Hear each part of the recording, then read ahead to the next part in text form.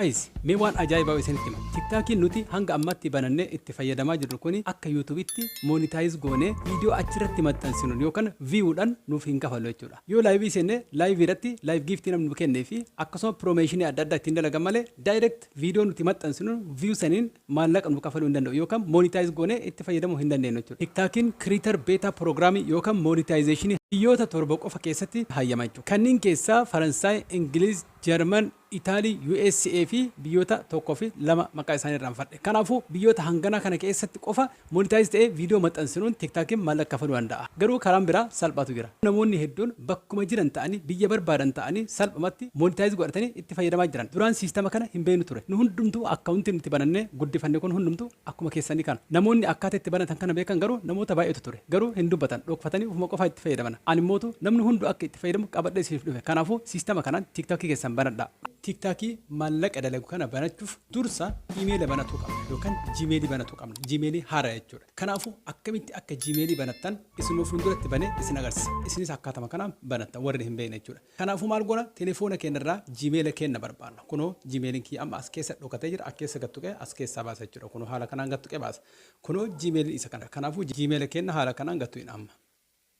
Sana booda erga haala kanaan jiimeela keessan keessatti gama gubbaatirra mallattoo S yookaan F yookaan E ta'uu danda'a. Isin biratti bakkuma tana bakka mallattoo qubeen jirtana akkana gattuudha yeroo tokko. Sana booda haala kanaan isin dhufa. Haala kanaan yoo isin dhufe iimeela keessan kan duraan asirraa qabdan isin agarsiisa jechuudha haala kanaan.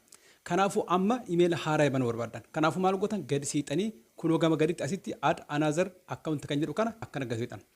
Amma maal goona as keessa kanneen keessaa Google filanna. Kanaafuu akka gubbaarra jiru kana Google kan jiru kana gatuudha haala kanaan jechuudha yeroo tokko.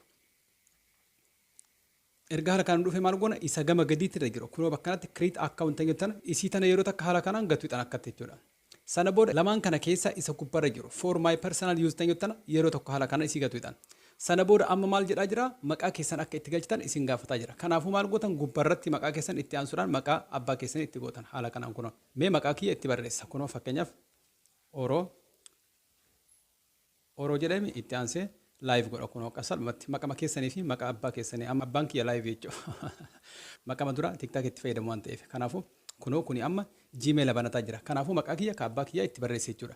Amma haala kanaan dhufe erga haala kanaan dhufe maal goona asitti ji'a asitti guyyaa asitti ammata guunna. Kunoo ilaalaa fakkeenyaaf amma bakka ji'a kan akkana gatuutan bakkuma kana manzi jedhu kana gatuutan kanneen keessaa ji'a barbaadanitti gootan fakkeenyaaf aappii irratti haa godhaman aappii godhe guyyaa mootu mee guyyaa barbaade shan fakkeenyaaf shan godhe guyyaa shan godhe amata immoo 1995 fakkeenyaaf gaadha bakka haaluma kanaan guuta fakkeenyaaf itti aansuudhaan isa gama gadi mallattoo xiyyaa garagaltana gender ta'intana haala kanaan gattu saala keessan isin gaafataa jira kanneen keessaa saali keessan shamarroota ta'an fiimeel kan jedhu gootan dhiirota ta'an immoo meel kunoo haala kanaan kanaafuu haala kanaan godhe amma kun akkaataa itti iimeela banachaa jirtan iimeela haaraa jechuudha itti aansuudhaan maal godha gama gadiitirra bakka next jettana isii tana haala kanaan gattu jechuudha amma ufuma isaatii sirreessee akkaataa itti Gmail banachuu qabu asirra naa kaa'ee jira. Kunoo fakkeenyaaf orolive557@gmail.com jedhee jira. Itti aansuudhaan immoo liveoro60@gmail.com jedhee jira. Kanaafuu kanneen keessaa kamirra godha. An isa gubbaa inni naa kaa'e kana godhamee haala kanaan kunoo iimeelii kiyya isa kana jechuudha. Kanaafuu amma maal godha next godha kan ufumaa naa fide jechuudha. Kanaafuu amma paaswoordii kee create godhinaan jedhaa jira salphaadha. Dhumarra geennam. Kanaafuu paaswoordii kiyya itti barreessamee fakkeenyaaf paaswoordii kiyya maal godha kunoo haala kanaan #mention paaswoordii irratti yeroo kamuu simboolii kanneen fayyadamuu hin irraanfatina. Amma maqaa mata ta'e barreessa. Yeroo eegaltan qubee guddaan eegaltanii itti aansuudhaan small letter yoo gootan fakkeenyaaf rakkoon qabu jechuudha. Fakkeenyaaf maamaa jedhee fakkeenyaaf amma waanuma tokko yookaan lakkoofsa yookaan umrii fakkeenyaaf amma 67 jedhame amma maal godhaa meeshinii paaswoordii yoo barreessan haala kana osoo barreessanii bareedaadha. Kana olitti akka strong isin ta'u simboolii fi lakkoofsa digiitii wal keessa meetanii itti dabaltan baay'ee bareeda. Paaswoordii kana immoo amma yeroo dhaaf itti fayyadamu malee daqiiqaa muraasa booda hin jijjiiran. Erga haala kanaan gootanii maal gootan gama gadiitira next goona kun amma iimeela kiyya banee xumuree jira. Next bakkeettan akkana gattu qee dabarsa jechuudha. Kanaafuu amma ana lakkoofsa nan gaafanne isin lakkoofsa moobaayilaa keessan isin gaafatu danda'a. Kanaafuu lakkoofsa moobaayilaa keessa yoo isin gaafate lakkoofsa keessan itti galchitan ana nan gaafanne ana amma akkam directly banamee naa xumurame jedha. Kanaafuu maal godhaa bakka I agree jettan akkana gattu jechuudha. Kanaafuu haala argitan kana an Gmail tokko amma banadhee jira. Isin lakkoofsa isin gaafachuu danda'a. Kanaafuu lakkoofsa yoo isin gaafate lakkoofsa keessan itti galchitanii sana booda normally banattan. Kanaafuu an amma Gmail tokko dabalataan banadhee jira. Amma Gmail kiyya isii bakkuma kana akkana gattu bakka mallattoo eessita dura tuqatan. Sana booda maal godha kunoo as jalatti argadha email kiyya kunoo ka amma bane jechuudha. Kanaafuu isa amma bane kanatti deebisuuf maal godha isuma email kiyya kana akkana gattu qaba jechuudha. Amma Gmail kiyya kaara irratti deebise yeroo inni akkana isin dhufe dismiss tan jettan akkana gattu isin matan jechuudha. Sana booda Gmail kiyya Gmail normally banadha jira. Isinis haala kana dursa Gmail keessan Gmail haara banattan. Yoo Gmail duraan banattanii qabdan kan TikTok irratti ittiin fayyadamee lafaa qabaattan homa takka rokkan qabu itti fayyadamuu dandeettan. Namoonni Gmail hin qabne immoo haala amma isin agarsiisa kana salphumatti Gmail keessan banattanii itti fayyadamuu dandeettan. Amma erga Gmail haara kana bannee xumurre as keessaa ni baana xumuranne jira. Egaa amma guys email keenya banannee xumurre jira. Amma direct gara TikTok keenyaa seenne akkaataa itti TikTok maallaqa dalagu kana banachuu dandeenyu isin agarsiisa. Nafaana boodan kunoo haala kanaan TikTok keenya keessa haala kanaan seenne jechuudha. Erga haala kanaan TikTok keessan keessa seentanii gama gadiitirra bakka profile jettana isii tana haala kanaan gattuine profiilii keenya jalatti deebina. Gubbaarra kunoo mallattoo xiyyaa gadi garagaltu tana ta maqaa keenya jala jirtu tana haala kanaan gattuine yeroo tokko jechuudha. Sana booda maal goona gama gadiitirra kunoo mallattoo idoo bakka add account jedhu kana isa kana akkana gattuine jechuudha yeroo tokko. Sana booda garam nu geessa kunoo asitti email keenya akka itti galchinu Facebook fi yookaan Google akka wal qabsinu nu gaafatee jira jechuudha. Guys bakkeen itti sirreessinu bakkeen itti location yookaan region itti jiruu dandeenyu bakka kana waan ta'eef bakka kana sirriitti of eeggannoo godhaa guys. Maal goona erga haala kanaan dhufe gadi siixanii kunoo naannoo jirtan fakkeenyaaf bakka kanatti agartanii bakka mallattoo irra godhatana bakka kana agartanii fakkeenyaaf region an jiru Egypt jechuudha. Isinis yoo Itoophiyaa jiraattan Itoophiyaa yoo United Arab Emirates jiraattan United Arab Emirates as isinii fida biyya jirtan san isinii fida jechuudha. Kanaafuu amma bakkuma san gattu akkatti haala kanaan. Amma maal godhee kunoo biyyoota naaf fide jira. Kanaafuu maal godhaa bakka jiru san irraa gara biyya biraatti jira. Eessatti jira? United Kingdom itti jira. London itti jechuudha kunoo haala kana akkatti ol siisama. Yoo barbaade immoo asitti barreessee search godhee fiduu hin danda'a. Fakkeenyaaf United Kingdom kunoo United Kingdom kan jedhu kana isa kana akkana gattu ka'e isa irratti deebisa jechuudha. Amma location keenya yookaan region keenya jijjiirree jira jechuudha. Amma erga haala kanaan biyya irraa jijjiirree kanneen keessaa Google tu'ina kunoo haala kanaan Google keenya gattu'ina. Amma maal godhaa jira email Google keenya irraa qabnu nu dhiyeessee jira jechuudha. Email reefu bananne sana isa irratti tuqa jechuudha. Kunoo email kunoo isa kana. Kanaafuu email kana gattu jechuudha haala kanaan.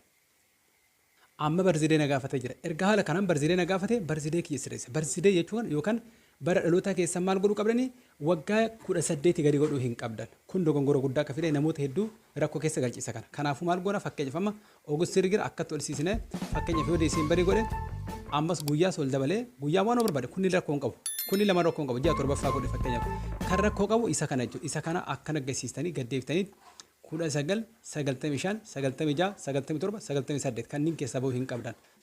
Kunoo haala kana. Fakkeenyaaf 93 92 91 90 rakkoo hin qabu kunniin bakka walumaa galatti. Kanaafuu hanga 94. Kanaafuu haala kanaan gootan. Erga haala kanaan gootanii booda maal gootan kunoo kontinuu ta'etti agartu. Maaliif umriin keenya gad xiqqaatu hin qabu. Haala kanaan dhufe amma maal godha maqaa kiyya barreessa kunoo orolive jedhee of manaa barreesse yoo barbaade immoo orolive kana jijjiiruu danda'a kunoo fakkeenyaaf haala kana jijjiiruu danda'a haala kana jijjiiree waan barbaade barreessuu danda'a fakkeenyaaf shamsuu jedhee barreesse kunoo shamsuu eebi jedhee hankana barreessuu danda'a akkattis barreessuu danda'a maqaa keessan barreessitan walumaa galatti kanaafuu maqaa kiyya irratti kontinuu godhe. Kunoo haala argitan kanaan TikTok United Kingdom yookaan ka Ingiliz banee jira. TikTok duraan qabnu san irraa waan inni adda isa godhu amma isin agarsiisa. Egaa maal gootan amma gama gadiitirra bakka profile jettan akkana gattu ta'an. Gama gubbaatirra sarara sadii kana haala kanaan gattu seetiin keessan isin agarsiisa. Amma maal goona kunoo asitti TikTok studio bakka jedhanu akkana gattu qama. Ka maallaqa dalaguu fi ka maallaqa hin dalagne ta'uu isaa adda baafan. Akkamitti beekuu dandeenya? Kunoo asitti bakka monetize jedhu kana monetization kana haala kanaan gattu. Amma baalaansiin kee duwwaa jira haaree waan ta'eef kanaafuu akkatti ol siqsan ol siqsanii kunoo TikTok keessanii wanti garaagarummaa qabu TikTokin keessan amma kunoo kanneen hundumaa ni qaba ilaala hundumaa mee banaa isin godha all view godhame kunoo ilaala kan inni hin qabne isin agarsiisa amma kan TikTokin keessan hin qabne kanneen keessaa ilaala amma gubbarra subscription hin qaba creator reward program kana hin qabu amma TikTokin keessan ilaalame yoo kana qabaate ana waan beeku kanaafuu TikTokin maallaqa dalaguu kan danda'u monetize ta'uu kan danda'u creator reward program kana yoo qabaate amma maal banee jira TikTok creator reward program qabu banee jira kunoo kanaafuu maal gaafata amma gadi tuqee isin agarsiisame kunoo amma creator reward program isa kana kanaafuu salphumatti kunoo monetize godhuuf maal barbaachisa kunoo at least 80 years old jedha kanaafuu waggaa 18 ol ta'uu qabda followers 10,000 qabaachuu qabda guyyoota 30 keessatti viewers 100,000 ol qabaachuu qabda jedha kanaafuu walumaa galatti 10,000 gennan TikTok keessan monetize godhattanii maallaqa viidiyoo isin maxxansan akka maallaqa isin dalagu godhu hin dandeettan salphumatti kanaafuu TikTokin keessan as keessa isa kana hin qabu kunoo isa kana ilaala isa kana hin qabu cheekuudhaame yoo qabaate anu waan beeku hin qabu keessan ka'ees jiru namoota biyyoota muraasa keessa jiran qofatu kana qabaachuu danda'a. Fakkeenyaaf warri Faransaay jiru, Ingiliz jiru, Ameerikaa jiru, Jarman jiru, London Jarman jiru akkasuma biyyoota torba qofa. Kanaafuu biyyoota kanneen keessa warri jirutu tiktaakii isaanii monitaayiz godhanii maallaqa dalagachuu danda'an. Amma karaa salphaadhaan immoo asuma teettanii bakka jirtan irratti kunoo haala kanaan salphumatti monitaayiz gootanii itti fayyadamuu dandeettan. Amma tiktaakii haala kanaan banattanii 10,000 galattanii sana booda viidiyoo irra maxxansanii maallaqa keessan ittiin dalagachuu hin dandeettan. Kanaafuu tiktaakii dura qabdan irratti kan biraa haala kanaan banadhaati fida kotta anuu isinii guddisa 10,000 galuuf ji'a takka isinitti fixu. Akkaataa amma isin agarsiisa kanaan tiktaakii keessa yoo banattan viidiyoo tiktaakii irratti maxxansaniin viiwudhaan isinii kafala jechuudha. Kanaafuu haala amma isin agarsiisa kana banadhaa. Egaa banattanii booda na bira kotta anaatu fooloo keessan 10,000 isinii gaa salphaan ji'a tokko hin geettan. Egaa namoonni mana keenyaaf haaraa taatan immoo subscribe godhaa akkasuma immoo viidiyoo tan like godhaa waan hanga xumuraatti na wajjin turtaniif immoo ulfaadha.